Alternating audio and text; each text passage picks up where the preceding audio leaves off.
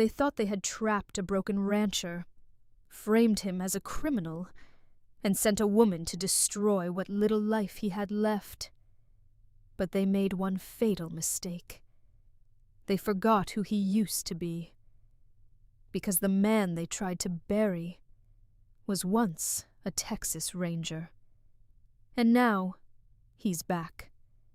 You can bury the past, but when injustice rises, the strongest souls will rise with it. On this channel, we bring you gripping Western tales of cowboys, justice, love, sacrifice, and the compassion that defines true humanity. Don't forget to like, comment, share, and subscribe to follow more powerful Western stories of courage and redemption. This content was carefully researched, developed, and manually edited by our team to deliver meaningful stories with valuable life lessons. Thank you for being part of our community. The New Mexico sun was a relentless, hammering weight. Inside the canvas-covered wagon, the air was thick enough to choke on, tasting of dust and the sharp, metallic tang of dried blood. Evelyn Harper drifted in and out of a suffocating haze. Her wrists, bound tightly with coarse hemp rope, throbbed with a dull, agonizing rhythm. The skin beneath the bindings had turned a bruised, sickly purple. She didn't know how many days she had been kept in the dark. She only knew the rhythmic rattling of the wagon wheels had stopped hours ago, leaving her in a dead, suffocating silence. Pinned to the bodice of her ruined dress, right over her heart, was a piece of heavy parchment. She didn't need to read it again. The words were burned into her memory as surely as the terror in her chest. Paid in full, $400, delivered to Elias Thorne. Suddenly, a shadow fell over the canvas. Heavy boots crunched against the hard-packed earth. Evelyn braced herself, her spine stiffening despite the exhaustion clawing at her bones. She would not scream. She had promised herself that much. The canvas flap was violently ripped back. The blinding glare of the noon sun flooded the wagon, acting like a physical blow. Evelyn squinted against the light, her breath catching as a towering silhouette blocked out the sun. Broad shoulders, a battered Stetson casting a harsh shadow over a razor-sharp jawline covered in dark, heavy stubble. Eyes the color of a bruised thundercloud stared down at her in absolute, terrifying stillness. Elias Thorne had been a Texas Ranger long enough to know the smell of a crime scene, and a rancher long enough to know when something didn't belong on his land. The stray wagon sitting dead on his eastern fence line had reeked of trouble from a mile away. The exhausted draft horse in the traces was half dead from thirst. But nothing could have prepared him for what he found under the canvas. A woman, curled on the rough wooden bed, her dark hair matted with sweat and dust. Her dress was torn, her wrists lashed together so tightly the skin was split and bleeding. For 3 agonizing seconds, the former ranger in Elias couldn't breathe. His mind snapped back to a life he'd buried, to the violence he had walked away from when the badge became too heavy to bear. He reached for the paper pinned to her chest, his leather-gloved fingers brushing the frantic bird-like thrum of her heartbeat. He ripped the parchment free and read the name at the bottom. His name. His forged signature. Elias's jaw locked. A cold, familiar rage, the kind that usually ended with men bleeding out in the dirt, coiled in his gut. The woman opened her eyes. They were a striking, piercing hazel, and they held absolutely no hope. Only the flat, chilling resignation of an animal that had stopped fighting the snare. She looked at the heavy Colt revolver strapped to his thigh, then up to his scarred face. Her voice was cracked from thirst, a raw whisper that sliced through the howling desert wind. "You bought me," Evelyn said, every word costing her dearly. "Now I'm yours." Elias froze. The words hit him like a physical blow to the chest. "Do whatever you came to do," she continued, her chin lifting in a heartbreaking display of shattered defiance. "I won't fight anymore." "Ma'am," Elias growled, his voice a low, gravelly rasp that sounded rougher than he intended. "I didn't buy a damn thing." Before she could process the words, he drew the wicked hunting knife from his belt. Evelyn flinched, slamming her eyes shut. Instead of a strike, she felt the cool steel slide expertly beneath the ropes at her wrists. With one swift motion, the bonds snapped. The sudden rush of blood back into her hands made her gasp in pain, but Elias was already moving. He unhooked the leather canteen from his hip, popped the cork with his thumb, and held it to her cracked lips. "Drink," he ordered softly, slowly. The water was a shock of cold, pure salvation. Evelyn drank, her trembling hands coming up to grip his thick wrist to steady herself. His skin was hot and calloused, a stark contrast to the chilled water. When she finally pulled back, coughing slightly, she looked at him with wary confusion. "My name is Elias Thorne," he said, his eyes scanning the horizon for the men who had dropped her here. "And somebody is going to die for putting it on that paper. Can you walk?" Evelyn tried to push herself up, but her legs crumpled beneath her. Without a word, Elias hooked one massive arm under her knees and the other around her shoulders, lifting her out of the wagon as easily as if she weighed nothing. His chest was as solid as an oak barrel, and he smelled of leather, sagebrush, and horse sweat. For the first time in weeks, she felt a terrifying, irrational sense of safety. Elias carried her across the sun-baked earth to his sprawling, isolated cabin. He kicked the heavy oak door open, the iron hinges groaning, and set her gently on the edge of the large iron-framed bed in the corner of the room. "I need to clean those cuts," he muttered, turning to a wash basin. He poured fresh water from a pitcher, grabbing a clean rag and a bottle of carbolic acid. Evelyn sat perfectly still, her mind racing. This wasn't the monster she had been promised to. This man moved with the lethal grace of a predator, yet his touch when he took her bleeding wrists was shockingly gentle. "This is going to sting," he warned. Evelyn didn't make a sound as the acid bit into her torn flesh. She just watched his face, the harsh lines, the grim set of his mouth, the faint, jagged scar cutting through his left eyebrow. "Who did this to you?" Elias asked, his voice deceptively calm, wrapping her wrists in clean white linen. "I was a telegraph operator in Denver," Evelyn whispered, the trauma of the past days finally catching up to her, making her voice shake. "They told me I was taking a dispatch job in Santa Fe. They met me at the depot, 2 men. They threw me in a wagon." Elias's hands stilled. He knew the tactic. It was clean, efficient, and left no immediate trail. "They said I belonged to a rancher in Cobray Wells," she finished, her eyes dropping to her lap. "You don't belong to anyone," Elias said fiercely. He reached up to wipe a streak of dried mud from her collarbone. As his fingers brushed the ruined fabric of her dress, the torn collar slipped down her left shoulder. Elias stopped breathing. The wet rag slipped from his hand, splashing into the bloody water of the basin. His thundercloud eyes widened, then darkened into a pitch-black abyss of absolute murder. Burned into Evelyn's pale skin, angry, raised, and agonizingly fresh, was a brand. An iron crest in the shape of a serpentine M, coiled around a railroad spike. Elias stumbled a step back, the air rushing out of his lungs. The ghosts of his past, the ones he had buried deep in the Texas dirt, the ones he drank cheap whiskey to forget, clawed their way back to the surface, screaming. Silas Montgomery. Elias looked from the brand to the terrified woman sitting on his bed. This wasn't a random delivery. This wasn't a simple case of a forged signature. This was a message, and it was written in blood. The silence in the cabin stretched until it felt thick enough to snap. Elias Thorne stared at the angry, blistered brand on Evelyn's shoulder. The serpentine M coiled around a railroad spike seemed to burn into his own retinas.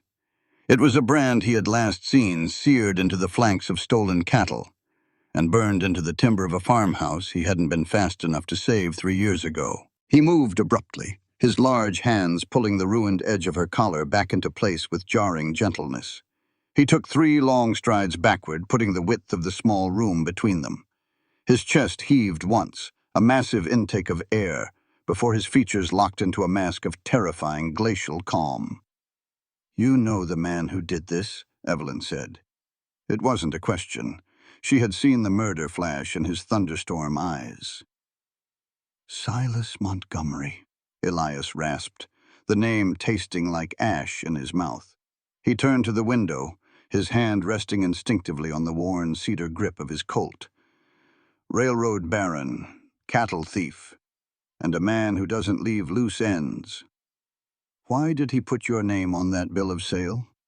Elias looked over his shoulder. She was shivering despite the stifling heat of the cabin, but she was sitting bolt upright. Her hazel eyes were sharp, calculating the angles of her own survival. He respected that more than he could say. "Because Silas doesn't just want me dead," Elias explained, his voice low and flat. "He wants me ruined. If his men ride up and find you here, I'm a slaver. If I go to the corrupt sheriff in town with that forged paper, the ledger shows I paid for you. I hang. And if I try to run with you, we're outlaws. And Silas legally claims his stolen property with a posse of hired guns." Evelyn absorbed the lethal arithmetic of the trap. Silas had built a cage of paper and iron around them both. She looked down at her bandaged wrists, then back up at the scarred, towering cowboy, who had just become her only chance at seeing tomorrow. "So, what do we do?" she asked, her voice steadying. Elias turned fully toward her. He pulled off his Stetson, running a calloused hand through his dark, sweat-dampened hair. "We break his claim." "How?" "A commercial bill of sale is void if the property in question is legally untouchable," Elias stated, his gaze dropping to the floor before rising to meet hers with unflinching intensity. "Under territorial law, a wife cannot be claimed as property by a third-party contractor." Evelyn stopped breathing. The dust motes dancing in the shafts of sunlight seemed to freeze. "You're suggesting—" "I'm offering a legal shield, a piece of paper that outranks his," Elias said, his tone strictly business, though the muscle jumping in his jaw betrayed the tension coiling inside him. "I don't expect anything from you, Miss Harper. When this is over, I'll sign the annulment myself. But right now, Silas Montgomery has a legal noose around your neck, and my last name is the only knife sharp enough to cut it." Evelyn stared at him. She had been beaten, starved, and transported like cattle. She had prepared herself to die in that wagon. Now this dangerous, brooding stranger with a violent past was offering her his absolute protection, asking for nothing in return. She lifted her chin, the fire of her father's stubborn blood reigniting in her veins. "If I do this, Mr. Thorne, if I take your name, it's not just to hide behind it. I'm a certified Western Union operator. I know how men like Silas route their money and their messages. I'm not a victim waiting in a corner. I'm going to help you burn him to the ground." A slow, dark spark of admiration flared in Elias's eyes. "It's Elias," he corrected softly, "and I wouldn't have it any other way. Let's ride." The town of Cowboy Wells was baking under the afternoon sun when they rode in. Elias kept his Winchester rifle resting across his saddle pommel, his eyes scanning the rooftops and alleyways with the predatory sweep of a hunted man. Evelyn rode beside him on a gentle roan mare, wearing a clean, oversized canvas shirt Elias had given her to replace her ruined bodice. They didn't go to the sheriff. Elias bypassed the law completely and reined in front of the Mineral House Saloon. Martha was waiting on the boardwalk. She was a striking woman in her 40s, wearing a tailored emerald dress and an expression that missed absolutely nothing. She took one look at Elias's grim face, the heavy artillery he was packing, and the battered but fiercely beautiful woman beside him. "Preacher Higgins is sober today," Martha said by way of greeting, her sharp eyes softening just a fraction as they landed on Evelyn's bandaged wrists. "I assume you need him fast, Elias." "Now, Martha. And I need you to witness it." The wedding took place in the dusty, echoing back room of the town's small Methodist church. There were no flowers, no music. The air smelled of dry pine and old hymnals. Evelyn stood beside Elias. He was a solid, immovable wall of heat and muscle next to her. When Preacher Higgins nervously asked for the vows, Elias didn't hesitate.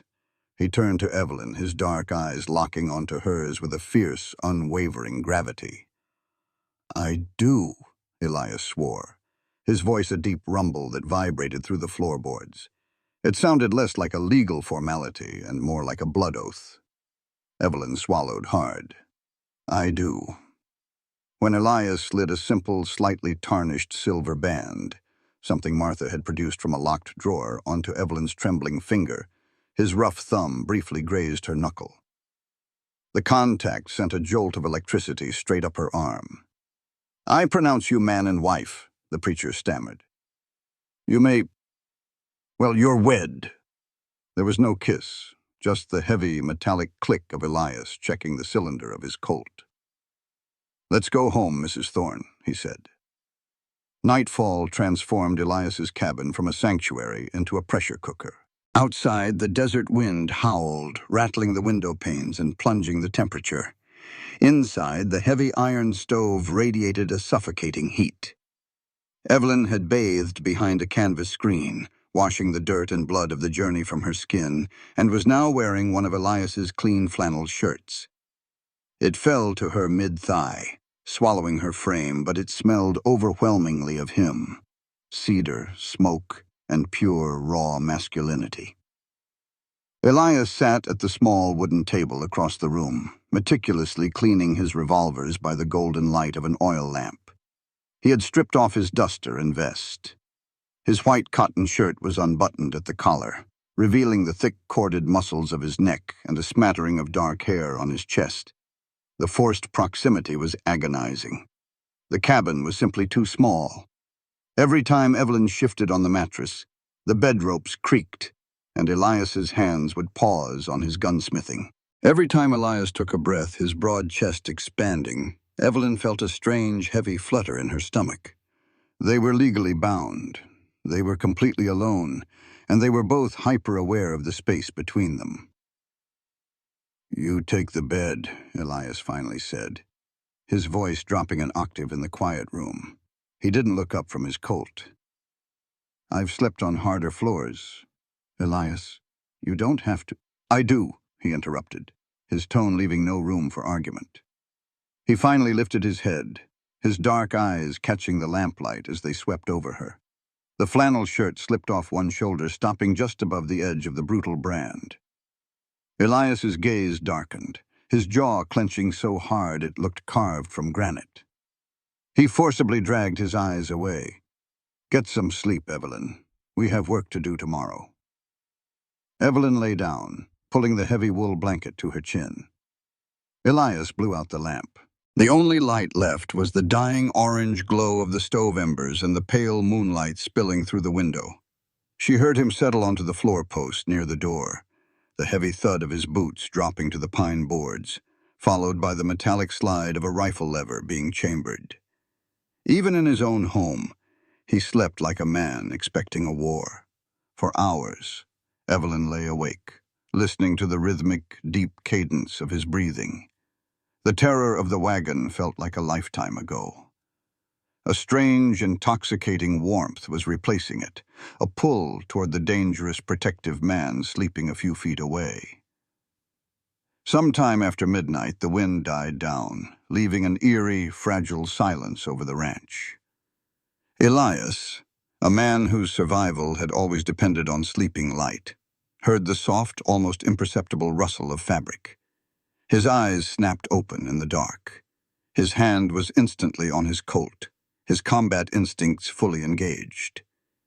He didn't move. He just watched the moonlight filtering across the room. Evelyn wasn't in the bed. She was standing silently by the heavy oak table. She wasn't weeping. She wasn't trembling from the trauma of her abduction. Bathed in the silver light, her profile was sharp, beautiful, and terrifyingly resolute. Her slender fingers were tracing the cold iron barrel of his spare Winchester rifle, her eyes fixed on the horizon beyond the window. Elias watched his new wife, his heart executing a slow, heavy thud against his ribs. She wasn't planning on hiding behind his name. She was planning a war. Elias had left her with a loaded peacemaker, a pot of black coffee, and a single iron-clad order: lock the heavy oak door and don't open it for God or the devil. But Evelyn Harper was a woman who had spent her entire life translating the world into action. She had not survived a kidnapping, a brutal wagon ride, and the branding iron of a railroad baron just to sit in a cabin and wait to be rescued. By mid-morning, the New Mexico heat was already baking the earth into cracked clay. Evelyn had saddled the gentle roan mare herself. She kept the oversized flannel shirt tucked into a pair of Elias's spare canvas trousers she had pinned at the waist, her father's stubborn blood thrumming in her veins. She knew the risks. But she also knew the routing codes for the federal marshals in Denver. And she knew that Silas Montgomery's paper empire relied on the telegraph lines. If she could send a blind wire using her official Western Union operator certification, she could bypass the corrupt local authorities entirely. Cowboy Wells was lethargic under the noon sun when she slipped her horse into the alley behind the livery. Evelyn kept her head down, moving through the shadows until she reached the back door of the telegraph office. She knew the habits of small-town operators. At this hour, the clerk would be at the saloon eating a greasy lunch. The door was unlocked. Evelyn slipped inside. The familiar, comforting scent of ozone, brass polish, and ink washing over her. She dropped into the wooden chair before the telegraph desk. Her bandaged wrists ached fiercely as she reached for the brass key, but she ignored the pain. She closed her eyes for a split second, feeling the rhythm of the wires humming through the building. Then, her fingers began to fly. Click, clack, click. Urgent. Federal Marshal's Office, Denver Division. Operator Certification 44-B, Trafficking Ring Identified. Cobra Wells. Principal Target, Silas Montgomery. She was halfway through transmitting the coordinates when the hairs on the back of her neck stood straight up. She didn't hear the back door open. She didn't hear boots on the floorboards, but suddenly the air in the small room shifted, growing impossibly dense and thick with the scent of leather, horse sweat, and suppressed violence. A massive, calloused hand clamped down over hers, silencing the brass key mid-transmission. Evelyn gasped, her free hand dropping toward the peacemaker tucked in her waistband. But Elias was faster. He pinned her wrist against the desk, careful of her bandages, but with enough immovable force to let her know she had lost. "I gave you one order," Elias hissed, his voice a low, gravelly vibration that sent a tremor straight down her spine. His thundercloud eyes were nearly black with fury. He loomed over her, his broad chest rising and falling heavily. He had ridden his gelding half to death, tracking her from the ranch. "And I told you I wasn't going to hide behind your name and do nothing," Evelyn shot back, keeping her voice to a furious whisper. She wrenched her wrist from his grip, glaring up at him. "I'm sending a blind wire to the marshals in Denver. If they get this, they can subpoena Silas's routing ledgers." "Are you out of your mind?" Elias grabbed her by the shoulders, hauling her out of the chair. "Silas owns the territory lines. You think a message out of Cowboy Wells with his name on it doesn't trigger an intercept? You just lit a beacon telling every hired gun in a 50-mile radius exactly where you are." "I am trying to save our lives." Evelyn pushed against his chest, but it was like shoving a granite boulder. "I am not a damsel in distress, Elias. I know my job." "And I know Silas Montgomery," Elias roared, the volume slipping out of his control before he caught himself. The raw, jagged edge of trauma bled into his voice. "He doesn't play by the law, Evelyn. He burns the law to the ground and dances in the ashes. You don't understand the danger." "Don't talk to me about danger," she snapped, her hazel eyes blazing with defiant fire. "I woke up in a wagon with my wrists bleeding and your name pinned to my chest like a price tag. I know exactly what he is." Elias stared at her, the sheer, magnificent bravery of the woman rendering him momentarily speechless. She was terrified, bruised, and wearing clothes 3 sizes too big. Yet she stood toe-to-toe with a man twice her size, fighting for her life. Before Elias could answer, the heavy crunch of boots echoed on the wooden boardwalk outside the front window.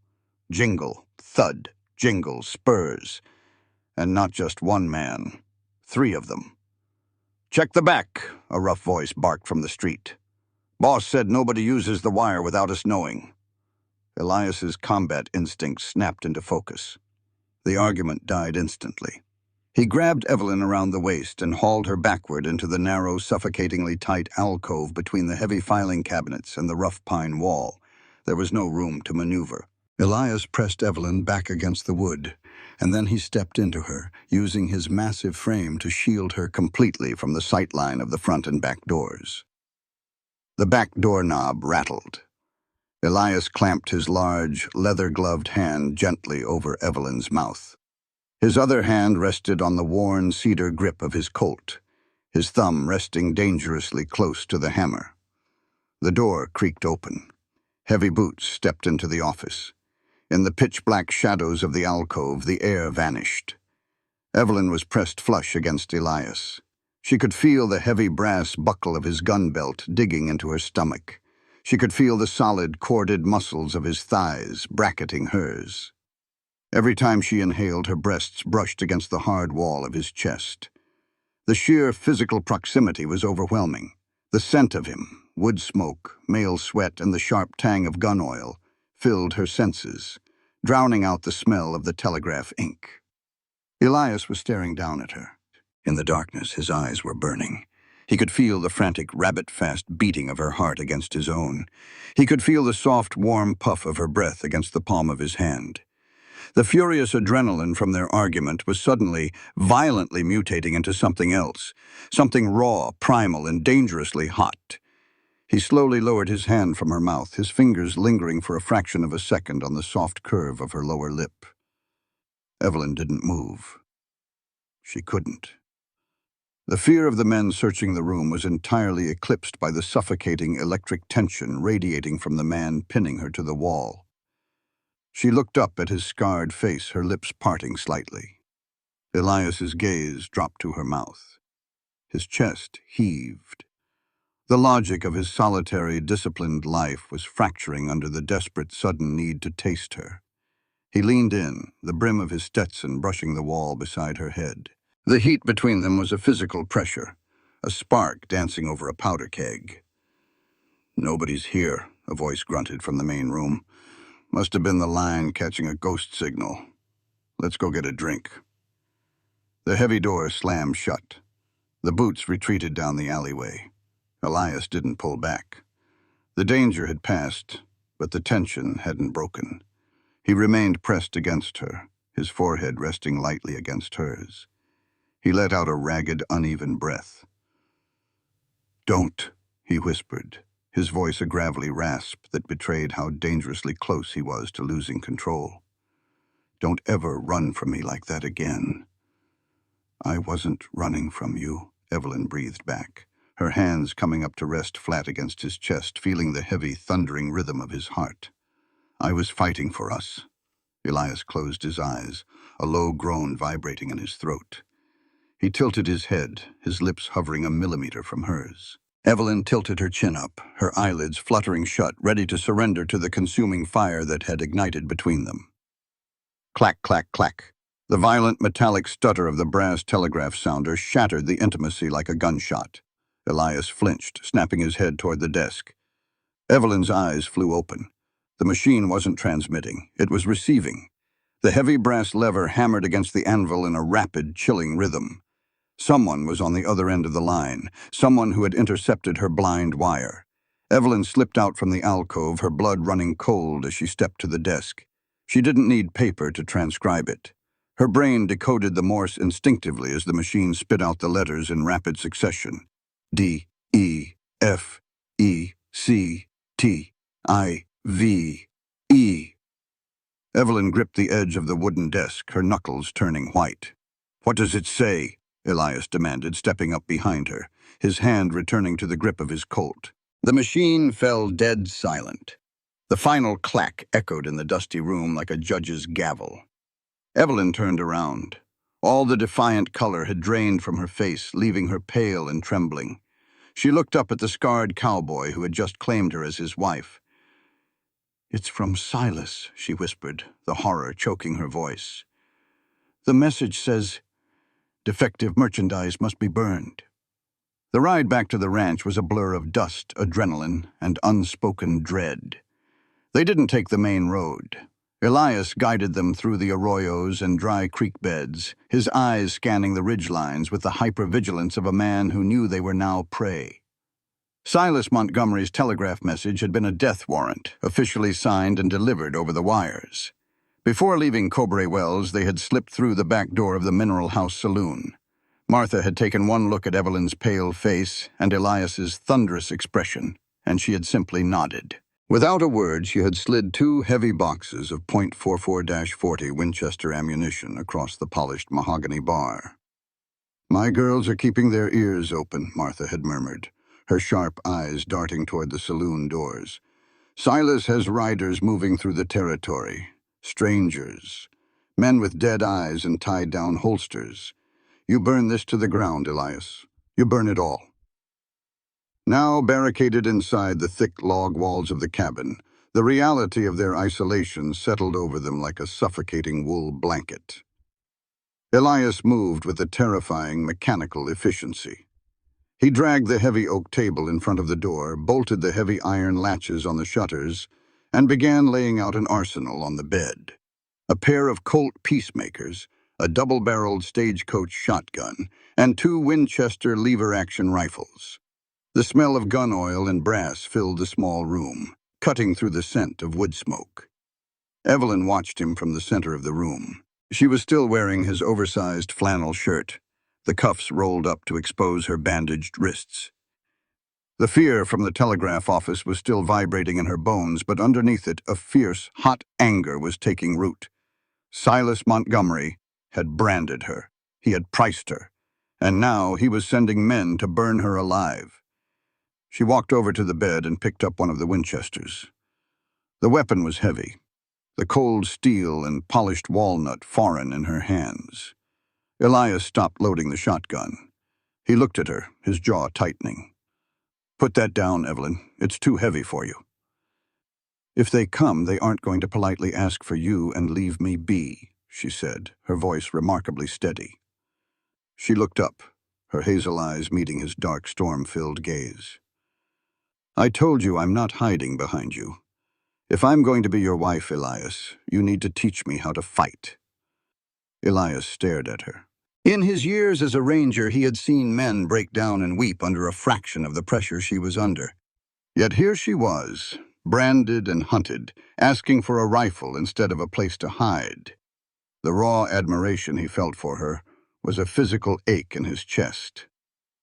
"Out back," he grunted, grabbing a handful of cartridges. "Before the sun dips." The blinding glare of the afternoon sun had softened into a hazy golden heat by the time they stepped behind the cabin, facing a sheer wall of red rock that acted as a natural backstop. Elias set up 3 empty tin cans on a decaying log about 20 yards away. Evelyn stood in the dust, holding the Winchester awkwardly. Elias stepped up behind her. "It kicks like a mule," he warned, his voice dropping into that low, gravelly register that made her breath hitch.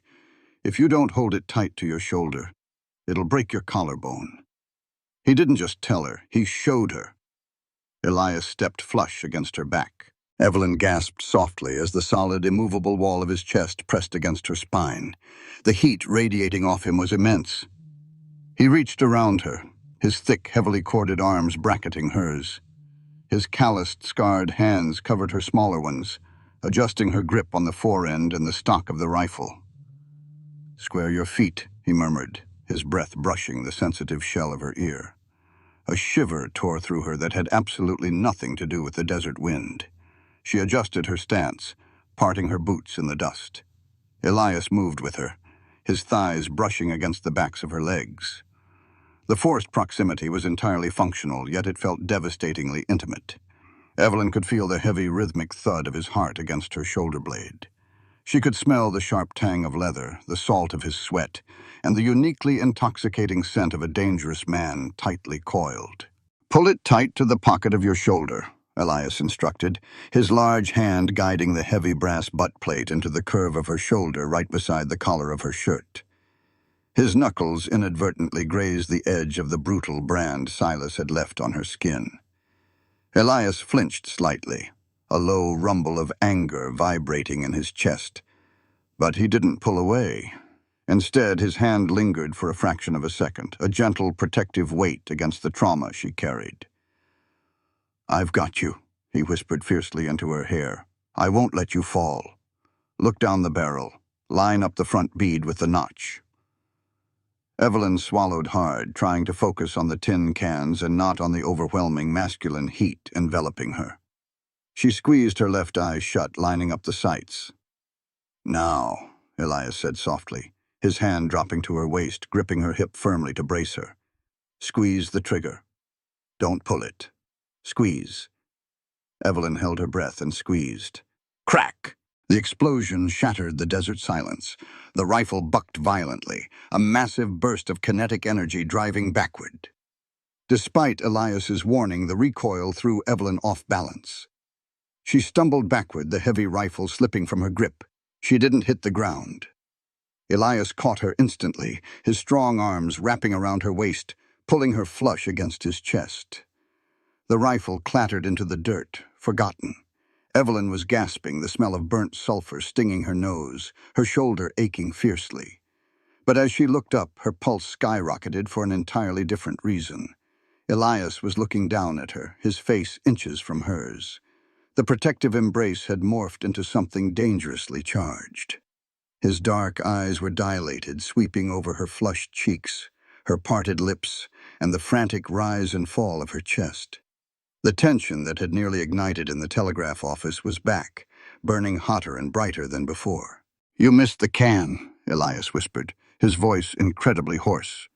"I'll do better next time," Evelyn breathed back, her hands instinctively clutching the lapels of his open vest. Elias groaned, a ragged sound of pure surrender. He lowered his head, his gaze locked on her mouth. Evelyn tilted her chin up, her heart hammering against her ribs like a trapped bird. She wanted him to kiss her. She wanted him to blot out the terror and the blood and the memory of that suffocating wagon. Just as his lips brushed the corner of her mouth, a sharp, frantic whinny echoed from the corral. Elias froze. The romantic haze shattered instantly, replaced by the lethal, razor-sharp instincts of a Texas Ranger. He released her, scooping the Winchester out of the dirt in one fluid motion. He shoved Evelyn behind him, his eyes snapping toward the western ridge. The sun had just dipped below the mesa, bleeding a violent, bruised crimson across the sky. The shadows in the canyon were lengthening, stretching across the cracked earth like reaching fingers. The desert, usually alive with the hum of cicadas and the cry of hawks, had gone dead silent. Too silent. "Inside," Elias ordered, his voice devoid of all warmth. It was the voice of a man preparing to kill. "Now!" He practically shoved her through the back door, slamming it shut behind them and throwing the heavy iron bolt. "What is it?" Evelyn asked, her hands trembling as she grabbed the shotgun from the bed. Elias didn't answer. He stepped to the front window, pressing his back against the log wall, and peered through a narrow crack in the heavy wooden shutters. Evelyn watched his face. She watched the color drain beneath his sun-baked tan. She watched the muscle in his jaw lock so tightly she thought his teeth might shatter. A low, unnatural rumble began to vibrate through the floorboards. It wasn't thunder. It was the synchronized, heavy rhythm of iron-shod hooves striking the hard-pan dirt. Evelyn crept to the window beside him, her breath catching in her throat as she looked out through the slats. Silhouetted against the blood-red dying light of the sunset, a line of riders crested the canyon ridge. It wasn't just 2 or 3 bounty hunters. It was a small army. 20 heavily armed men sitting atop dark horses, staring down at the isolated cabin. The dying light caught the glint of rifle barrels, and the terrifying, unmistakable shape of torches being lit one by one. The noose hadn't just tightened. It had snapped shut. Elias turned away from the window, his eyes locking onto Evelyn's in the dim, suffocating shadows of the cabin. He racked the lever of his Winchester, chambering around with a loud, metallic clack. "Put the lamp out," Elias said softly. "The fire is here." The first glass bottle of kerosene shattered against the heavy oak door. Seconds later, the dry pine of the porch ignited with a deafening whoosh, casting dancing, demonic shadows through the slats of the window shutters. "They aren't here to talk," Elias roared over the sudden, violent roar of the flames. The suffocating smell of smoke immediately began to fill the small, enclosed cabin. A barrage of gunfire erupted from the ridge. A hailstorm of hot lead tore through the roof and shattered the front windows, filling the air with lethal splinters of wood and glass. Evelyn dropped to the floorboards, covering her head as a bullet buried itself into the iron stove, inches from her face. Elias didn't hesitate. He grabbed the saddlebags, stuffed with the spare ammunition and his ranger badge, and hauled Evelyn to her feet by the back of his oversized flannel shirt. "The back door! Run for the corral," he ordered, shoving the double-barreled shotgun into her trembling hands. "If anything steps in front of you, you pull both triggers. Don't think. Just fire!" He kicked the iron bolt free and threw the back door open. The heat of the burning front porch was already wrapping around the sides of the house, but the back was still cast in deep, chaotic shadow. The horses in the corral were screaming in pure panic, kicking at the wooden rails. Elias laid down a punishing wave of covering fire with his Winchester, his lever action working so fast it was a blur of motion. Two men trying to flank the cabin screamed and went down in the dirt. Evelyn sprinted for the corral, her boots slipping on the hard pan. Her roan mare had already broken the fence line, fleeing wildly into the desert night. Only Elias's massive black gelding remained, dancing on its hind legs, its eyes rolling white with terror. Elias caught up to her, grabbing the reins with one hand, while continuing to fire with the other. He swung up into the saddle with terrifying agility, leaning down to grab Evelyn's forearm. "Up!" he yelled, hauling her effortlessly onto the back of the massive warhorse, seating her flush against his spine. "Wrap your arms around my waist and hold on for your life." Evelyn dropped the empty shotgun, wrapped both arms tight around his solid midsection, and buried her face against his back. Elias spurred the gelding brutally. The horse surged forward like a fired cannonball, tearing through the broken corral fence just as a massive volley of gunfire ripped through the space they had occupied a second before. They plunged blindly into the pitch-black, jagged labyrinth of the slot canyons behind the ranch. The gelding's iron-shod hooves struck sparks against the narrow red rock walls. Behind them, Elias's cabin became a towering inferno, a beacon of fire against the dark sky, lighting up the canyon entrance for their pursuers. "They're coming!" Evelyn screamed over the pounding of hooves, looking back to see the glow of torches surging into the canyon mouth. But the desert had its own rules, and it played favorites with no one. As they rounded a sharp bend deep in the gorge, the air pressure suddenly plummeted. The hair on Evelyn's arm stood on end. The night sky, previously scattered with cold stars, was abruptly swallowed by a towering advancing wall of absolute blackness. A haboob, a massive, violent dust storm born from the canyon drafts. "Put your face in my coat!" Elias roared over his shoulder. Before Evelyn could comprehend the order, the storm hit them with the force of a freight train. A howling, shrieking wall of red sand and freezing wind slammed into the canyon. Visibility instantly dropped to absolute zero. The temperature plummeted 20 degrees in a matter of seconds. The grit tore at their exposed skin like microscopic glass. The gelding screamed, refusing to run further into the blinding maelstrom. Elias slid out of the saddle, keeping a vice grip on the reins to prevent the panicked horse from bolting. He reached up, grabbed Evelyn by the waist, and pulled her down. The wind was so loud they couldn't hear each other. Elias kept one arm locked around her, physically dragging her and the horse along the canyon wall, feeling blindly for a break in the rock. His gloved hand finally slipped into a void, a crevice. He shoved Evelyn inside, pulling the horse in after them. The cave was narrow, smelling of ancient dust and dry stone, cutting deep enough into the canyon wall to block the lethal, howling wind. Outside, the storm shrieked like a choir of demons, effectively cutting off any pursuit from Silas's men. No one could track, let alone survive, in the open gorge tonight. They were safe from the bullets. But as the adrenaline crashed, a new, equally deadly threat took hold. The desert cold. Evelyn collapsed against the cavern wall, her teeth chattering so violently her jaw ached. She was covered in fine red dust, her clothes damp with nervous sweat that was now freezing against her skin. Elias tied the horse deeper in the cave and stripped off the heavy saddle blanket. It was coarse and smelled of sweat, but right now it was a lifeline. He turned to Evelyn in the pitch blackness. He couldn't see her, but he could hear the ragged, sharp intakes of her breath and the violent shivering of her frame. He dropped to his knees in front of her. "Evelyn," he rasped, his hands finding her shoulders in the dark. She felt like ice. "You're freezing. Hypothermia will kill you before morning." I can't. Stop shaking," she stuttered, her fingers clutching uselessly at his oversized flannel shirt. Elias didn't hesitate.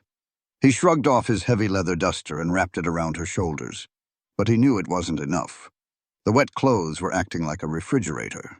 "Take the shirt off," Elias ordered, his voice low, urgent, and entirely stripped of any gentlemanly pretense.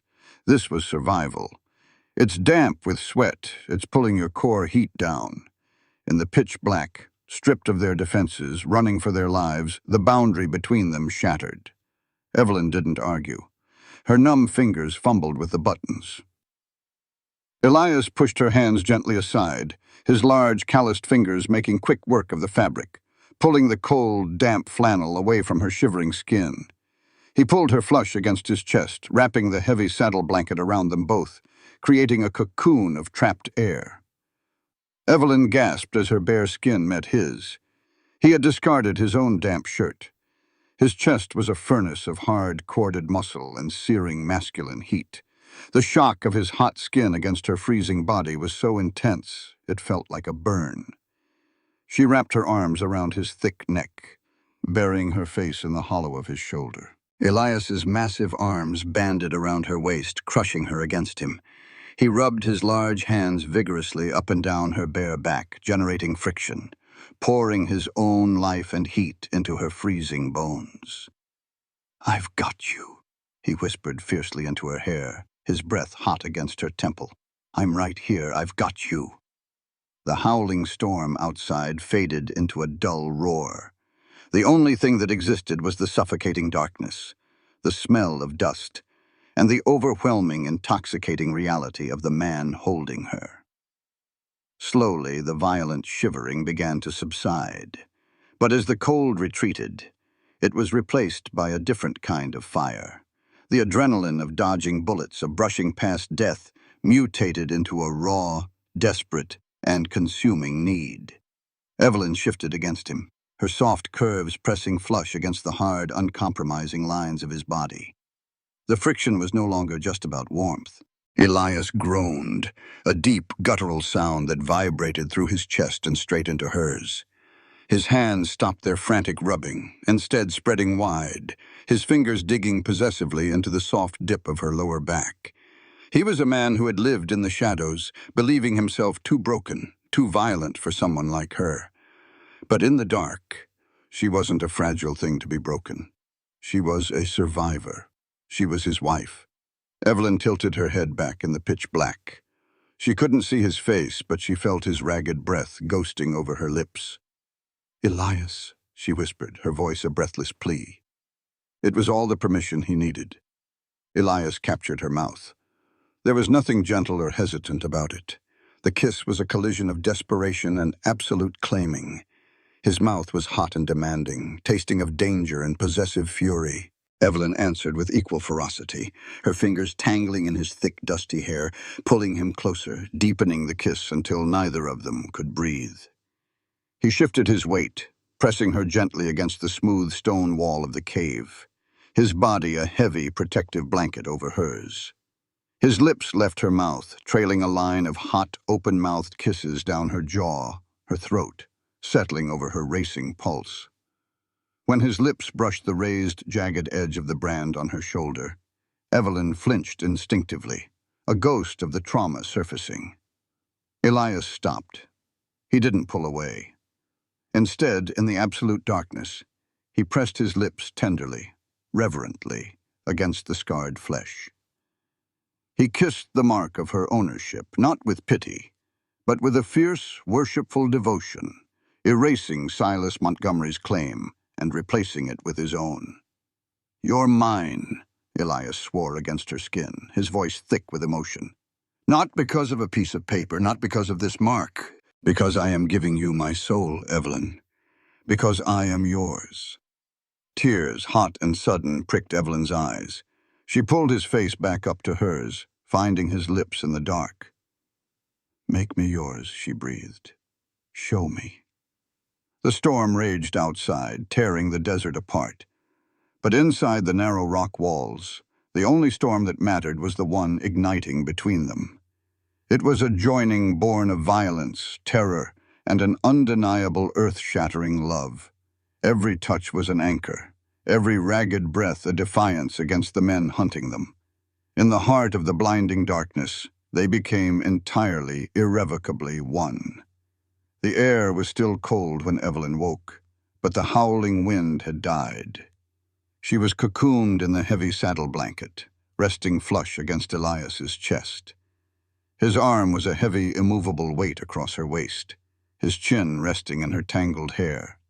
His breathing was deep and even. A pale, weak shaft of dawn light filtered through the dust, illuminating the entrance of the cave. The storm had passed, leaving behind a profound, eerie silence in the canyon. Evelyn carefully shifted, careful not to wake him.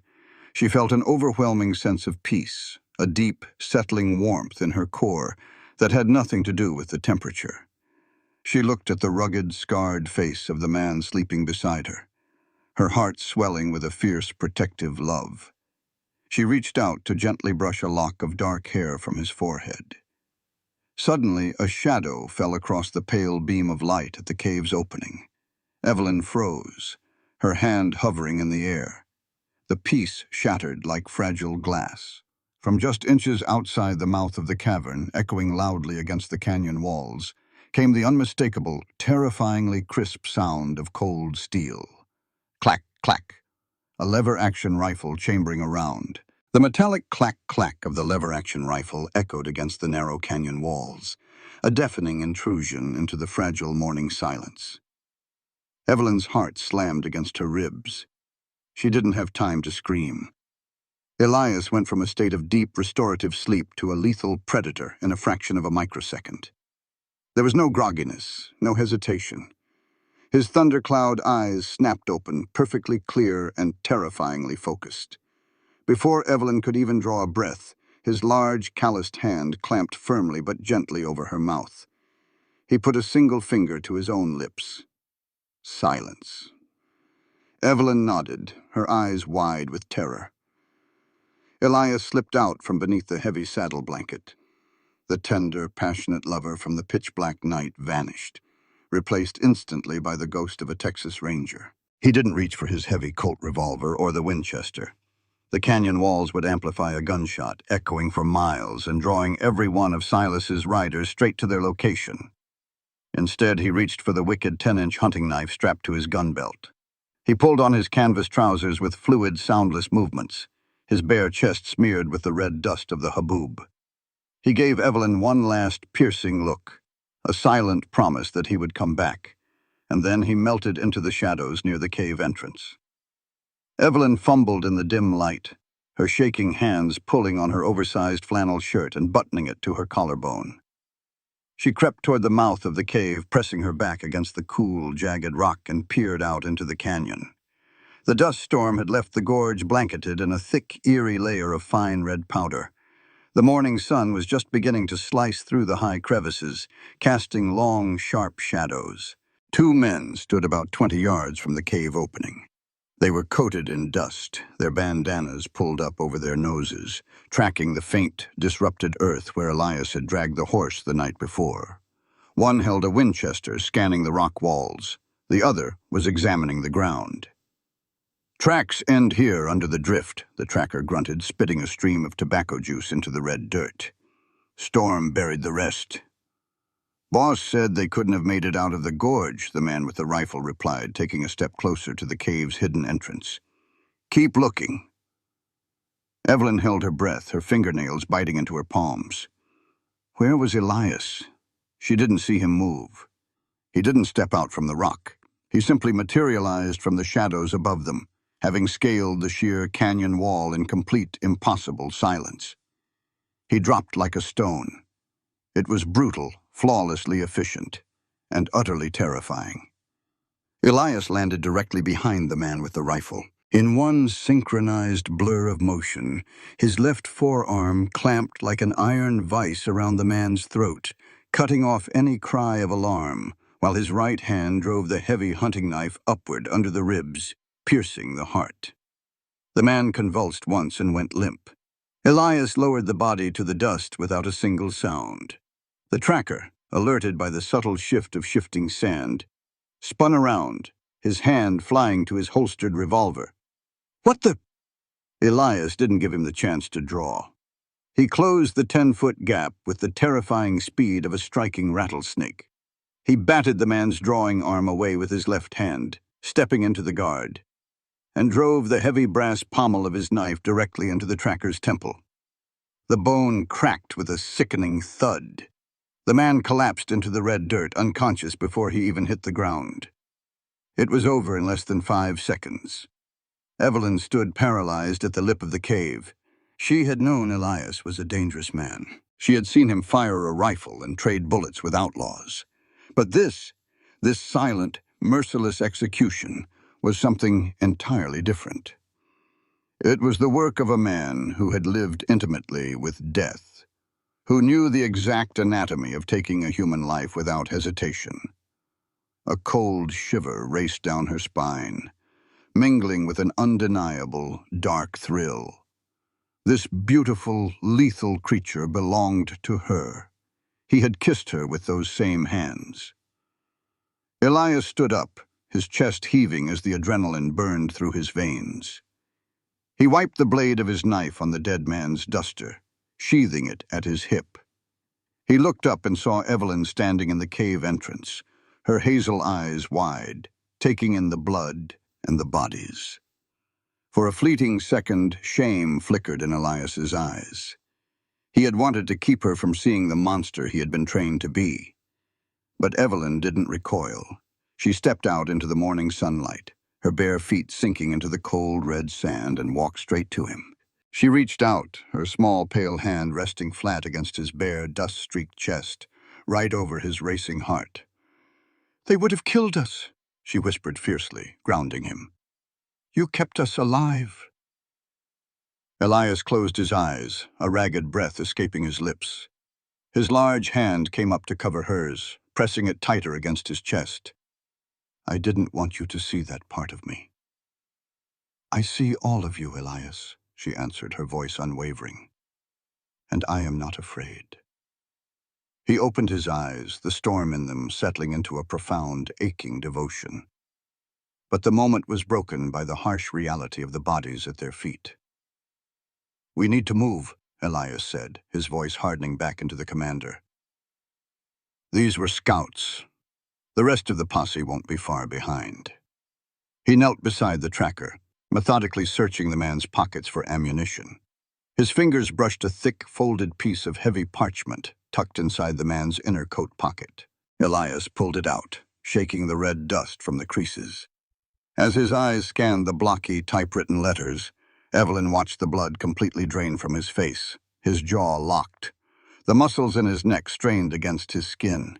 His eyes, usually a tempest of emotion, went dead flat, a terrifying, hollow emptiness that chilled Evelyn more than the desert wind. "Elias?" she asked, stepping closer. "What is it?" He slowly stood up, handing her the paper. His hand was trembling, not from fear, but from a rage so absolute it threatened to tear him apart. Evelyn took the parchment. It was a standing order, stamped with the seal of the Cobra Wells Bank and the Territorial Freight Office. Target, Evelyn Harper. Defective. Eliminate immediately. Leave the body on Thorn Ranch property. Target, Elias Thorn. Retrieve alive if possible. If lethal force is required, ensure the ledger is planted on his person." Evelyn frowned, reading the next paragraph aloud, her voice trembling. "Ensure the federal marshals are directed to the Thorne property. All bank drafts, routing numbers, and bills of sale have been successfully transferred to Elias Thorne's accounts. The ringleader must take the fall to protect the true board of directors." She looked up, the air rushing from her lungs as the puzzle pieces slammed into place with sickening clarity. "He didn't just forge your name to insult you," Evelyn whispered, horrified. He transferred the paper trail." "He framed me," Elias rasped, his voice sounding like grinding stones. He looked out at the jagged canyon walls, seeing the ghosts of his past rising from the red dust. "Silas didn't just pick a random rancher. Years ago, when I wore a badge, I led a raid that crippled Silas's smuggling operation across the border. He lost half his empire. In retaliation, he paid a man to burn down a farmhouse. My fiancée was inside." Evelyn gasped, her hand flying to her mouth. The sheer magnitude of the cruelty was unfathomable. "I walked away from the law because the law couldn't touch him," Elias continued, his eyes burning with a dark, haunted agony.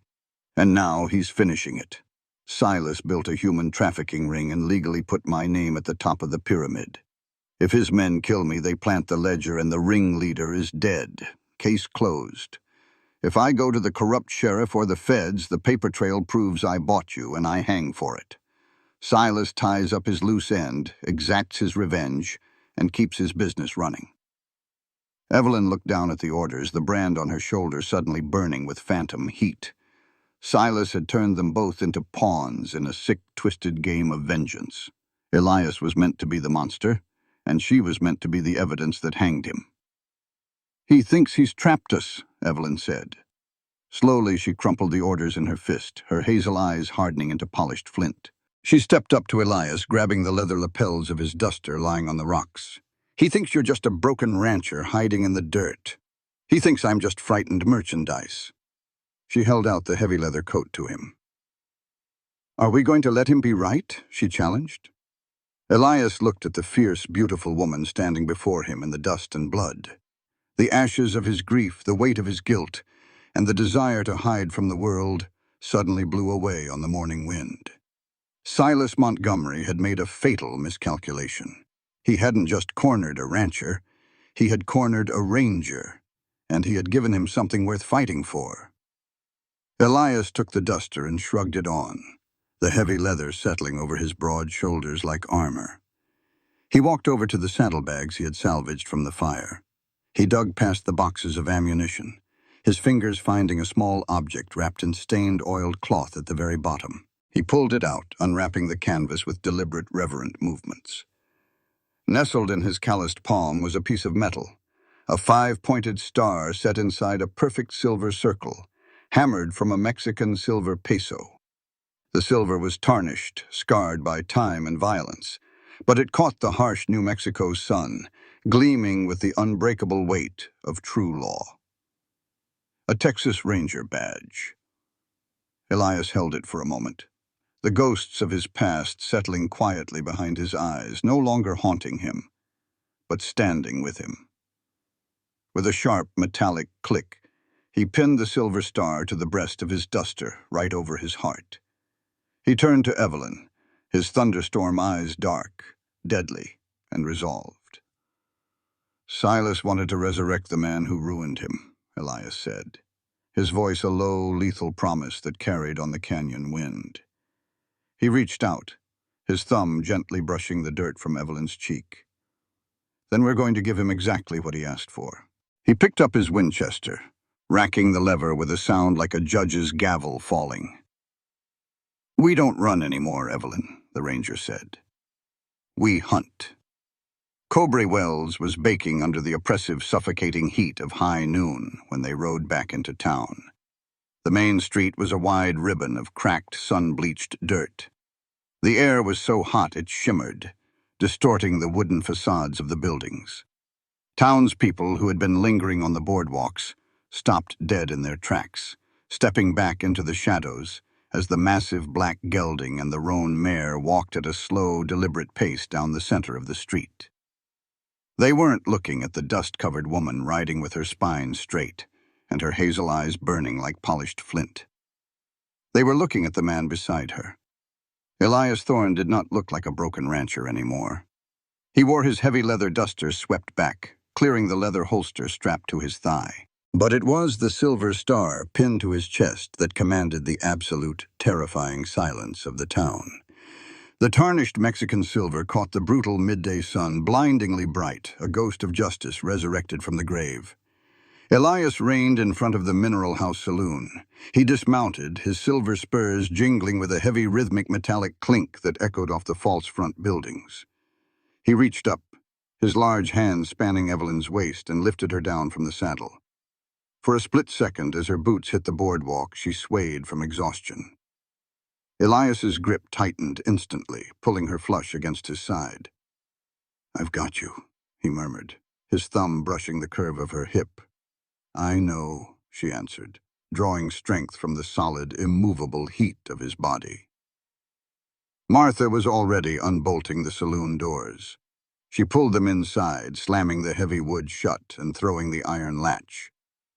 The saloon was cool, smelling of stale beer and sawdust. Half a dozen women, saloon girls, laundresses, and maids who formed the invisible, marginalized backbone of Cowboy Wells, were gathered around the poker tables. Martha looked at the ranger badge on Elias's chest, her sharp eyes widening for a fraction of a second before settling into a grim nod of approval. "I always knew you were hiding something behind that scowl, Thorne." "We need the paper trail, Martha," Elias said, his voice a low rumble. "Silas forged my name on the local ledgers to frame me as the buyer. We need the real books, the ones that prove the money routed back to his Denver accounts." Martha offered a razor-sharp smile. She turned to the women. "Bring them out, girls." From beneath floorboards, behind loose bricks in the fireplace and the false bottoms of locked vanity trunks, the women of Cowboy Wells produced their arsenal. Ledgers, intercepted telegraph copies, and shipping manifests. Silas Montgomery thought these women were invisible. He thought they were beneath his notice. It was the most fatal mistake an arrogant man could make. They piled the documents onto the largest poker table. Evelyn stepped forward, her fatigue vanishing as she looked at the chaotic stack of papers. This was her battlefield. She pulled out a chair and sat down, her mind shifting into the precise analytical gear of a master telegraph operator. "Elias," she said, not looking up as her fingers rapidly sorted dates and routing numbers. "Go to the sheriff. I need 20 minutes to decode Silas's cipher. When I'm done, I'll have the exact account numbers that prove Montgomery is the principal architect. It's the noose." Elias looked at his wife, flanked by the toughest women in town, her hazel eyes completely locked onto the task of dismantling a millionaire's empire. His chest swelled with a fierce, possessive pride that nearly knocked the wind out of him. "Keep the doors locked," Elias told Martha. He stepped back out into the blinding heat. The sheriff's office was directly across the street. Elias didn't knock. He kicked the door, the wood splintering inward with a violent crack as it slammed against the interior wall. Sheriff Boyd jumped, spilling half a glass of cheap whiskey across his desk. He was a man who had been sweating out his conscience for 7 years, and looking at Elias Thorne right now, he knew his time was up. Elias stalked into the suffocatingly hot room. The rhythmic jingle thud of his spurs sounded like a ticking clock. He reached into his duster, pulled out the blood-stained assassination orders they had taken from the scout, and slammed them down into the puddle of whiskey on Boyd's desk. "You let him use my name, Boyd," Elias growled, his voice a lethal, vibrating baritone. He planted both hands on the desk, leaning his massive frame over the terrified lawman. "You stamped the commercial ledgers. You verified the bank drafts. You signed off on a human trafficking ring and laid the bodies at my door." Boyd trembled, his eyes darting to the ranger star on Elias's chest. "Elias, you don't understand. Silas bought my debt 7 years ago when my boy got sick. I didn't know what the wagons were carrying at first. And when I found out, it was too late. He owns the judges. He owns the territory. I'm a dead man if I cross him. You're a dead man right now, Elias stated, his eyes black and merciless. He drew his Colt, the hammer clicking back with a sickeningly crisp sound, and pressed the cold steel barrel directly against Boyd's forehead. Give me one reason not to execute you for complicity in the murder of my wife. Elias, stop. The voice was clear, steady, and cut through the whiskey-soaked air like a blade. Elias didn't lower the gun, but his eyes flicked to the doorway. Evelyn stood there, the heavy saloon doors swinging shut behind her. She held a neat stack of decoded ledgers pressed against her chest.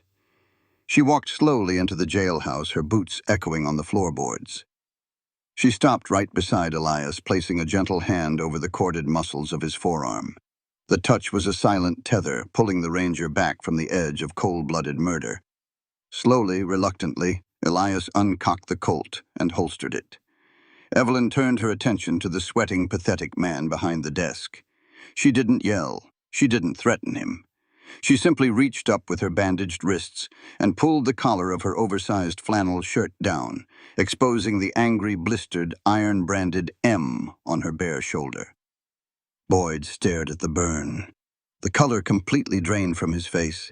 He looked at her raw, rope-burned wrists, and then up into her striking hazel eyes, which held absolutely no pity. "This is what your silence bought, Sheriff," Evelyn said, her voice quiet, but carrying the devastating weight of a judge's gavel.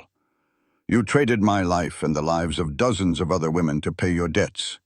Silas Montgomery didn't break the law in this town. You handed it to him." Boyd looked at the brand. His lower lip trembled.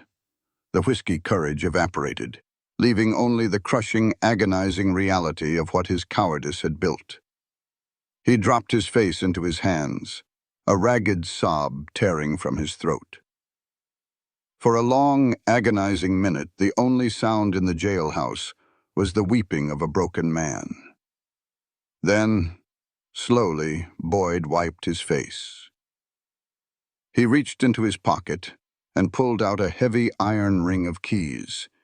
He dropped them on the desk next to the bloody assassination orders. "The armory is in the back," Boyd rasped, his voice hollow.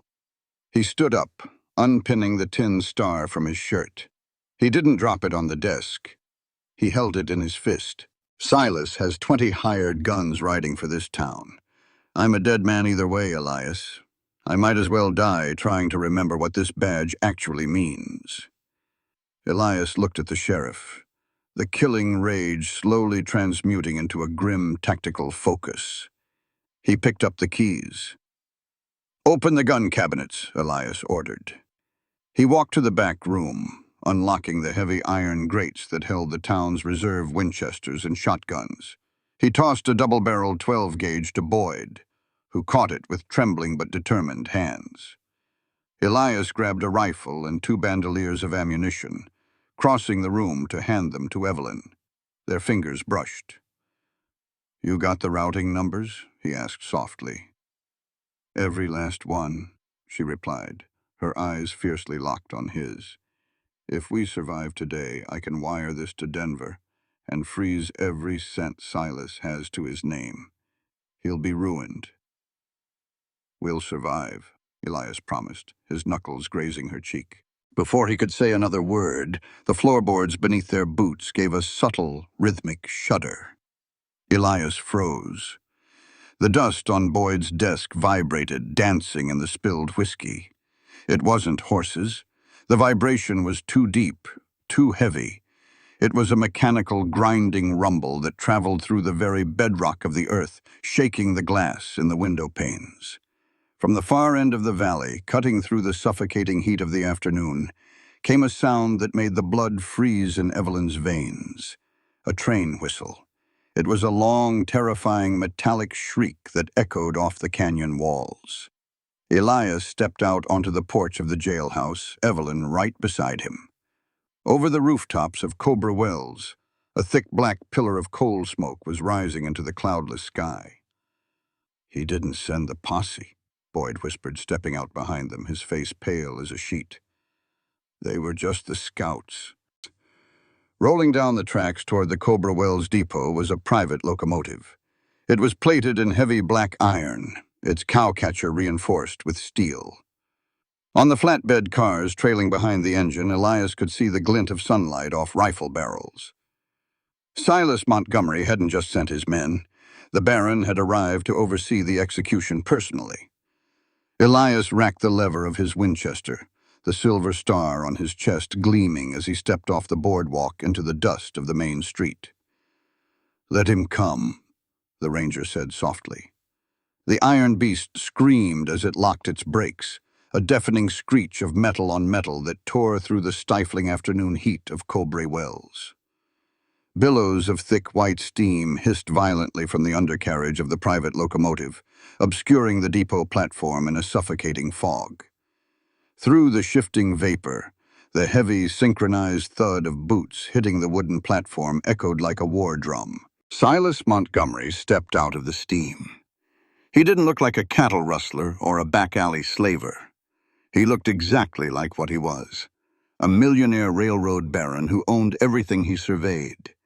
He wore a tailored charcoal suit that somehow remained immaculate in the desert dust, a silver-tipped cane resting casually in his gloved hand. But his eyes, pale, flat, and devoid of any human warmth, belonged to a viper. Behind him filed 24 heavily armed mercenaries. These weren't the disorganized drifters who had ambushed the canyon. These were hardened killers, Pinkerton dropouts, and cartel gunfighters, all carrying matching repeating rifles and tied-down holsters.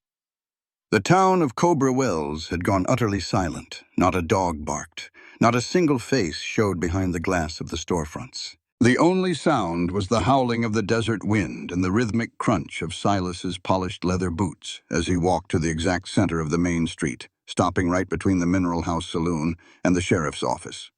Silas planted his cane in the dust. He didn't shout. He didn't need to. In the dead silence, his voice carried with chilling clarity. "I am a businessman who respects the law," Silas announced to the empty street, a terrifying, patronizing smile curving his lips. "And currently the law in this territory states that a man named Elias Thorne has stolen a piece of my contracted property. I have the ledgers, I have the routing numbers, I have the forged bank drafts that prove Elias Thorne is the architect of a highly illegal enterprise." Inside the suffocating heat of the jailhouse, Elias stood in the shadows by the shattered doorframe. The muscle in his jaw leaped. Silas was laying out the trap for the entire town to hear, legally justifying the massacre that was about to happen. "I am giving this town exactly 5 minutes," Silas's voice echoed, turning razor-sharp. "Bring out the defective merchandise and bring out the rustler playing dress-up. If you do not, I will consider every man, woman, and child in Cobra Wells an accomplice to federal crimes. And I will burn this miserable stain of a town to ash." Elias turned away from the window. He looked at Evelyn. She was clutching the decoded ledgers to her chest, her hazel eyes wide but entirely devoid of panic. "Stay here with Boyd," Elias commanded, his voice a low, gravelly vibration that left absolutely no room for argument. He checked the cylinder of his peacemaker one last time, snapping it shut with a flick of his wrist. "When the shooting starts, you get out the back. Take my horse. Ride for Albuquerque." "No." The word was quiet, but it hit Elias with the force of a physical blow. Evelyn set the stack of ledgers down on Boyd's desk. She smoothed the front of her oversized flannel shirt and stepped directly into Elias's space, forcing him to look down into her fierce, unyielding eyes. "We made a vow, Elias," she whispered fiercely. "For better or for worse. I didn't take your name just to hide behind it while you walk out there to die for me. Evelyn, there are 20 guns pointed at that door." "And I am your wife," she interrupted, her voice shaking with the sheer, overwhelming magnitude of her love for the scarred, beautiful man towering over her. "You are not walking out there alone. Not today. Not ever again." Elias stared at her, his throat tightening to the point of pain. The absolute blinding devotion in her face shattered the last remnants of the solitary armor he had worn for 3 years. He didn't argue. He couldn't. He reached out, his large, calloused hand cupping the back of her neck, pulling her forehead flush against his. He breathed her in, the scent of dust, fear, and sweet, intoxicating defiance. "Together, then," the ranger whispered. He let her go, stepping back. He pushed the splintered door open, and together they walked out into the blinding, merciless glare of the New Mexico sun. Behind them, the heavy metallic clack-clack of a 12-gauge shotgun chambering a shell echoed from the porch. Sheriff Boyd stepped out of the shadows, his face pale, sweat dripping from his brow, but his hands remarkably steady. Silas Montgomery's patronizing smile vanished the second his eyes locked onto Elias. The Silver Ranger star pinned to Elias's leather duster caught the sun, flashing like a beacon. Silas's pale eyes narrowed, a flash of genuine, venomous hatred twisting his aristocratic features. "Elias Thorne," Silas sneered, his voice dripping with condescension. "I must admit, when I heard you survived the canyon, I was disappointed. But seeing you wear that piece of tin again, it's almost poetic. You couldn't save her 3 years ago in that farmhouse, and you can't save this one now. The paperwork is already filed, Elias. When you die today, history will remember you as the slaver, and me as the victim."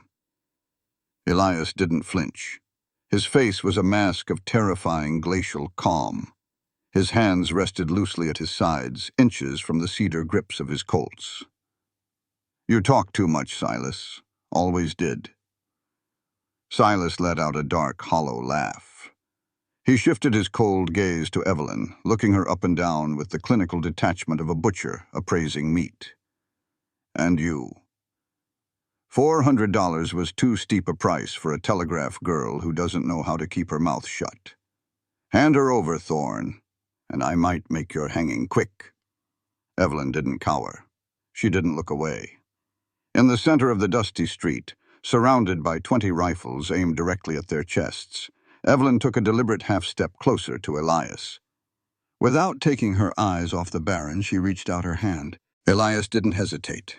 His massive, calloused hand engulfed hers, his long fingers threading through hers, gripping tight. The physical contact was an electric shock, a solid, immovable anchor of pure strength and claiming. "You can't claim me, Silas," Evelyn's voice rang out, clear and steady, slicing through the heavy, oppressive heat of the valley. "And you can't hang him." Silas raised an eyebrow, amused. "Is that so?" "I am his legally wedded wife," Evelyn declared, lifting their joined hands for the entire town and every mercenary on the street to see. The silver band on her finger flashed in the sun. "Your commercial contract is null and void under territorial law. He didn't buy me. He married me." A murmur rippled through the line of hired guns. Silas's jaw tightened, but he quickly recovered his smirk. "A desperate technicality. It won't stop the bullets, my dear." "No," Evelyn agreed, her hazel eyes turning ruthless. "But the wires I sent to Denver this morning will." Silas froze. The absolute stillness of the Baron was sudden and chilling. "I broke your cipher," Evelyn said, twisting the knife. "I transmitted every routing number, every hidden account, and every forged signature straight to the Federal Marshal's headquarters and the Western Union District Supervisor. Right now, your bank accounts are frozen. Your assets are seized. You aren't a millionaire baron anymore, Silas. You're a broke fugitive, and you can't pay these men a single red cent." The silence on the street was absolute. The mercenaries shifted uneasily, casting sideways glances at their employer. A hired gun fought for gold, not for loyalty. Silas Montgomery stared at the beautiful, defiant woman holding the ranger's hand. He realized in one blinding flash of clarity that his perfect, intricate legal trap had just been completely dismantled by the very merchandise he had deemed defective. The color drained from Silas's face, replaced by a mottled, ugly purple flush of pure, unadulterated rage. The mask of the civilized businessman melted away, revealing the rabid, violent beast beneath. He knew he had lost the empire, but he still had the guns. Silas smiled, a terrifying dead stretching of his lips. He slowly reached up and tipped his expensive felt hat to Evelyn. "Then I suppose," Silas whispered, his voice trembling with homicidal fury, "I have nothing left to lose." He dropped the cane into the dust. He turned to his men, his eyes completely hollow. "Kill every breathing soul on this street." The first gunshot shattered the glass of the saloon window. The first gunshot didn't just shatter the saloon window, it shattered the world. Elias moved with a speed that defied his massive frame. He didn't draw. His peacemakers were simply there, spitting fire before Silas's men could even level their rifles. He shoved Evelyn violently to the dirt, throwing his own body over hers as a hail of hot lead tore through the space where they had just stood, chewing the wooden boardwalk to splinters. "Get to the office!" Elias roared over the deafening roar of gunfire. He rolled, coming up on one knee, his twin colts barking in a lethal, synchronized rhythm. Two of Silas's mercenaries dropped instantly dead before they hit the dust. Sheriff Boyd stepped off the porch, the 12-gauge shotgun roaring. The blast took a mercenary off his feet, clearing a path toward the alleyway. "Go, Evelyn! Go!" Boyd bellowed, pumping the action. Evelyn scrambled through the dirt, her ears ringing from the concussive blasts. She lunged for the alley beside the telegraph office. Just as she cleared the corner, a terrifying, mechanical grinding echoed from the flatbed car of Silas's train. Bert! A Gatling gun. A merciless wall of lead swept across the main street, tearing the wooden facades of Cobra Wells to ribbons. Dust and splinters exploded into the air like shrapnel. Evelyn tripped over the hem of her oversized trousers, falling hard into the alley dirt. A mercenary on the roof of the livery stable tracked her, leveling his Winchester. "Evelyn!" Sheriff Boyd didn't hesitate. The man who had hidden behind a bottle and a badge for 7 years threw himself across the alley opening. The rifle cracked. Boyd jerked violently, the impact spinning him around, but he managed to raise his shotgun one last time and pull the trigger, blowing the sniper off the roof. Boyd collapsed into the dust, clutching his chest. Evelyn scrambled to him, her hands pressing desperately against the blooming crimson stain on his shirt. "Boyd, no, hold on!" The lawman gave a weak, blood-stained cough, his eyes finding the silver star pinned to Evelyn's chest, a reflection of the one Elias wore. "Tell Thorne," Boyd rasped, his breath rattling. "Tell him I remembered." His eyes went glassy, staring up at the smoke-choked New Mexico sky. Evelyn let out a jagged sob, but there was no time to mourn. The Gatling gun was chewing the sheriff's office to pieces. Elias was pinned behind a heavy water trough, returning fire with lethal accuracy, but he was completely outgunned. Silas's men had retreated behind the heavy timber walls of the livery stable, using it as a fortress to reload and flank the ranger. Evelyn crawled through the back door of the telegraph office. The air inside was thick with plaster dust and gunpowder. She grabbed her peacemaker, ready to run back out and die beside her husband. But as she looked out the shattered back window, her eyes caught something else. Silas's men were hauling heavy wooden crates from the train cars into the livery stable to resupply. Stenciled in bold black letters on the side of the crates was a single word: blasting powder. Evelyn looked up. The thick, insulated copper telegraph wire ran directly from the pole behind the office, straight across the roof of the livery stable, dipping dangerously low where the wood was old and sagging right over the powder crates. She didn't have a rifle, but she had a wire. Evelyn holstered her gun and threw herself into the operator's chair. Bullets shattered the front windows, raining glass over her shoulders, but she didn't flinch. She grabbed a pair of wire strippers and brutally slashed the insulation off the main terminal line. She bypassed the safety resistors, wiring the raw, unmetered current of the massive battery bank directly to the brass transmission key. The machine began to hum, vibrating violently with overloaded electrical current. Evelyn looked through the window at the livery stable. She could see the mercenaries stacked around the powder kegs, firing blindly into the street. She pictured Elias pinned down and fighting for her life. She placed her hand on the brass key. Click-clack. The first surge of electricity shot down the line. Outside, the wire above the livery stable hissed, the insulation melting. Evelyn pressed down hard, holding the key open, sending a massive, unbroken surge of raw voltage straight down the copper. "Burn," she prayed. "Burn him to the ground." Above the livery stable, the overloaded wire snapped. A shower of brilliant white-hot electrical sparks rained down like a miniature meteor shower, falling directly through the rotting roof and straight into the open crates of blasting powder. There was a split second where the world seemed to hold its breath, and then the earth cracked open. The explosion was apocalyptic. The shockwave blew out every remaining window in Cowboy Wells, turning the livery stable into a blinding, roaring fireball of splintered wood and pulverized rock. The concussive force lifted Silas's mercenaries off their feet, obliterating their stronghold and silencing the Gatling gun in an instant. Evelyn was thrown backward out of her chair, hitting the floor hard as the telegraph office shook on its foundations. For a long moment there was nothing but the ringing in her ears and the thick, suffocating smell of sulfur and burning timber. Slowly, Evelyn pulled herself up. She stumbled out the front door into the street. The livery was gone, replaced by a crater of burning debris. The surviving mercenaries were either unconscious or dropping their weapons in absolute terror, their hands raised in surrender to the women of the town who had emerged from the saloon, armed with shotguns and rifles.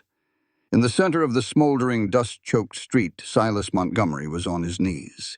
His pristine suit was torn, his face bloodied from the blast. And walking through the thick, swirling black smoke, looking like the wrath of God himself, was Elias Thorne.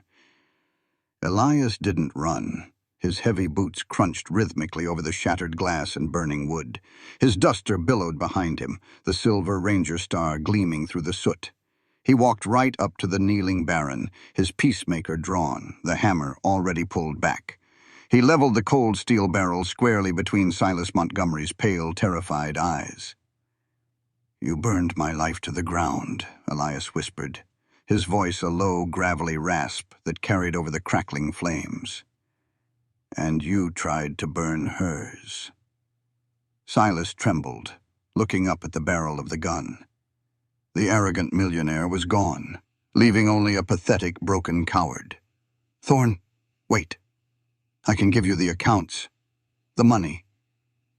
Elias's finger tightened on the trigger. The ghosts of his past screamed for blood.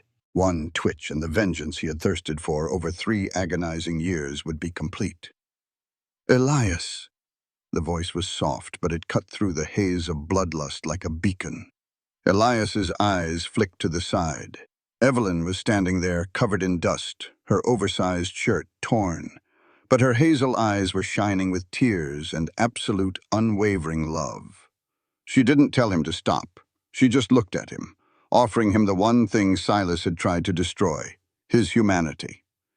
Elias looked back at Silas. The Baron wasn't a monster anymore. He was just a pathetic old man in the dirt. Killing him would make Elias an outlaw. It would make him a murderer. And Evelyn Harper deserved a husband, not a fugitive. Slowly, Elias uncocked the hammer. "I'm not a murderer, Silas," Elias said quietly, holstering his gun. "I'm a ranger, and you're going to rot in a federal cell for the rest of your miserable life." From the edge of town, the pounding of hooves signaled the arrival of the federal marshals, drawn by Martha's riders. The cavalry had arrived, but the war was already won. Elias turned his back on the broken Baron and walked straight to Evelyn. He crushed her to his chest, burying his face in her dusty hair, breathing in the scent of smoke, sweat, and survival. Evelyn wrapped her arms tightly around his neck, the brand on her shoulder no longer a mark of ownership, but a scar of victory. 3 weeks later, the New Mexico sunset painted the sky in strokes of bruised violet and burning gold. The Thorne Ranch was quiet. The bullet holes in the cabin had been patched, the corral fence rebuilt, and the heavy smell of wood smoke was comforting rather than terrifying. Silas Montgomery was in a federal penitentiary in Denver, awaiting a trial he would never win. The ledgers Evelyn had decoded had dismantled his empire, freezing his assets, and liberating dozens of women across the territory. Sheriff Boyd had been buried on the hill overlooking town, honored as a lawman who found his courage at the very end. But inside the cabin, the air was unbearably thick. Elias stood by the heavy oak table, staring at the two items resting on the polished wood. One was a thick stack of greenbacks, more than enough money to start a new life anywhere in the country. The other was a crisp, legally binding annulment document, already signed in Elias's bold, steady handwriting at the bottom. He heard the soft rustle of fabric behind him. Evelyn walked into the room. She was wearing a proper dress Martha had sent up from town, a soft, cornflower blue cotton that brought out the vibrant gold in her hazel eyes.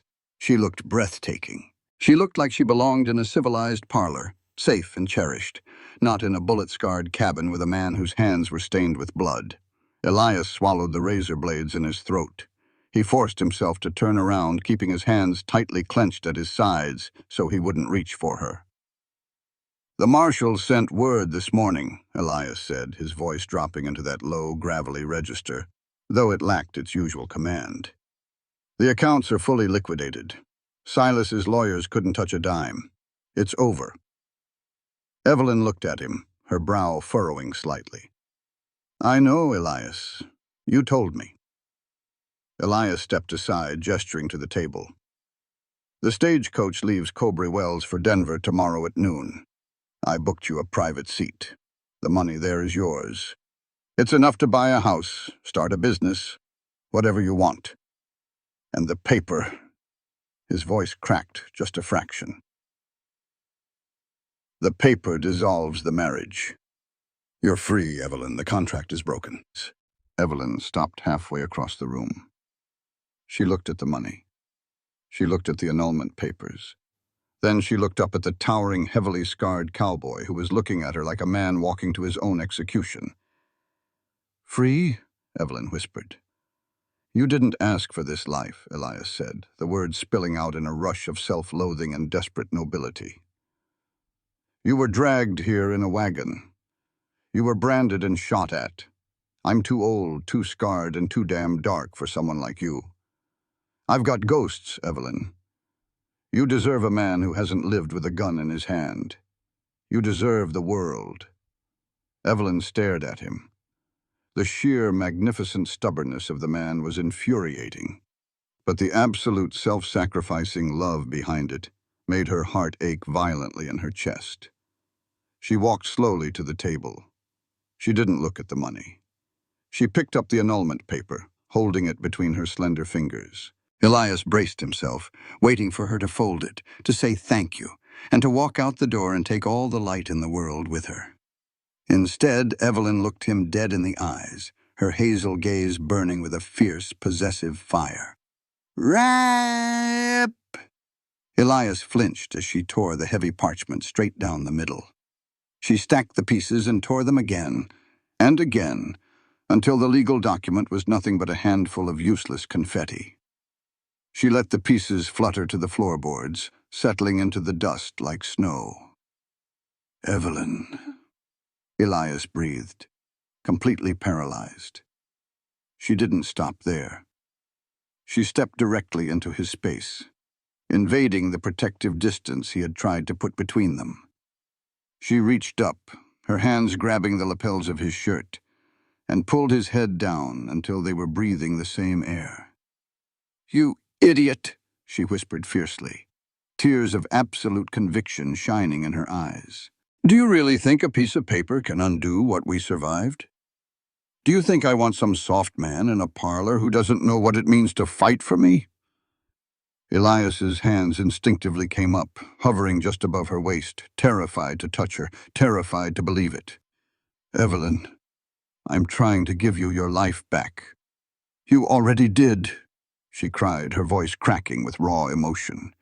"When you cut those ropes off my wrists, when you gave me that rifle, when you kissed me in the dark while the world was ending outside." She slid her hands up his chest, her thumbs tracing the rough silver star pinned over his heart, before wrapping her arms tightly around his neck. "I woke up in a wagon, Elias Thorne," Evelyn said, her voice dropping to a fierce, tear-choked whisper, repeating the words that had started it all, but with an entirely new meaning. "You bought me with your life. Now I'm yours, and you are absolutely stuck with me." Elias let out a ragged, shuddering groan. The iron control he had maintained for 3 years completely shattered. His massive arms banded around her waist, crushing her against his chest, lifting her clean off the floorboards. He buried his face in her neck, breathing her in like a drowning man finding oxygen. "I love you," the ranger swore fiercely against her skin, the words a raw, undeniable truth. "God help me, Evelyn. I love you so much it's tearing me apart." "Then put me back together," she breathed, threading her fingers into his dark hair, pulling his face up to hers. When his mouth crashed down on hers, there was no hesitation, no holding back. It was a kiss of absolute claiming, wiping away the blood, the dust, and the ghosts of the past. It was the taste of survival, of a fierce, unyielding devotion that no contract could forge and no baron could destroy. Outside, the New Mexico sun finally dipped below the horizon, casting the desert into a cool, peaceful twilight. But inside the cabin, the fire was just beginning to burn. The cowboy had offered her freedom, but the telegraph girl had made her choice. She had sent her final message loud and clear, and he had received it. She was his, he was hers, forever.